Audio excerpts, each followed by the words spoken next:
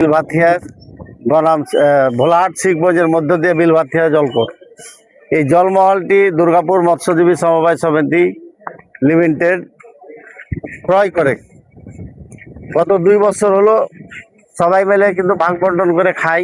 সভাপতি সদস্যর মাধ্যম দিই, ওই সমিতির মাধ্যম দিই। আমরা পটপট জায়গা পর জায়গা সবাই মিলে সমিতিরা মানে বিক্রি করেছে বা খাচ্ছে।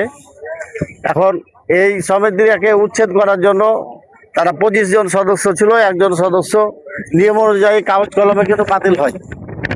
এই বাতিল হওয়ার পরিপ্রেক্ষে সে নাকি রাগ করে ওই 24 জনের উপরে মামলা হামলা করে দিয়ে কিছু দুষ্কৃত বড় লোক ফ্যামিলির সব ছেলেপিলেকে নিয়ে টাকা পয়সা লোক এসপিডিসি আপনার আমার উপজেলার ওই ইউনো মহোদয়, ওসি মহোদয় সবাইকে নিয়ে 2 থানার তারা পয়সার গণত হুমকি আমি হামলা মামলাতে গরিব দুঃখী জেলে রাখে, কষ্ট নষ্ট করছে। তারা কোথাও দাঁড়ার মানে জায়গায় পাচ্ছে না।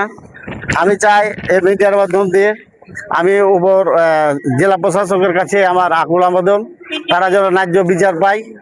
তারা যেন ন্যায্য সমিতিভুক্ত জলকর যেহেতু দিয়েছে মন্ত্রণালয় থেকে, তাদের সমিতিভুক্ত জলকর যেন সমিতির মাধ্যম দিয়ে তারা মানে ডিসি মহোদয়ের কাছে আকুল আবেদন আমাদের।